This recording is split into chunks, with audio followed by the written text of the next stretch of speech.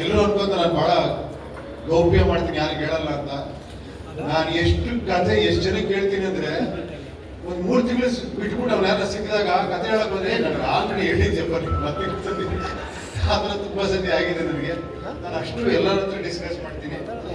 ಇದೇ ತರ ನನ್ನ ಫ್ಯಾಮಿಲಿಲಿ ಪ್ರಿಯಾಂಕಾ ಜೊತೆ, ನನ್ನ ಮಕ್ಕಳ ಜೊತೆ, ನನ್ನ ಜೊತೆಲಿನವ್ರ ಜೊತೆ, ಆಮೇಲೆ ನನ್ನ ಬ್ರದರ್ ಸುಧೀಂದ್ರ, ವೀಣಾ, ಅವ್ರ ಮಕ್ಕಳ ಜೊತೆ ನನ್ನ ಫ್ರೆಂಡ್ಸ್ಗಳಿದ್ದಾರೆ.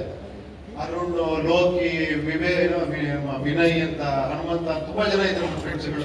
ಅವ್ರ ಫ್ಯಾಮಿಲಿ ಜೊತೆ, ಅವ್ರ ಮಕ್ಕಳ ಜೊತೆ ಎಲ್ಲ ಮಾತಾಡ್ತಿರ್ತೀವಿ ಸಬ್ಜೆಕ್ಟ್ ಬಗ್ಗೆ.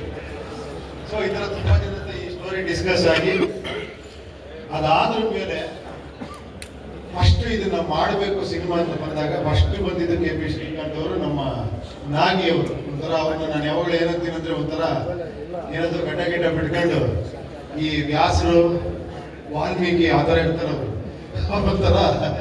ಒಂಥರ ಬಹಳ ಜ್ಞಾನ ಭಂಡಾರ ತರ ಪಟ ಅಂತ ಹೇಳ್ಬಿಡ್ತಾರೆ. ಅನ್ಸಿದ್ರೆ ಮುಖದ ನೋಡಿದಂಗೆ ಹೇಳ್ಬಿಡ್ತಾರೆ.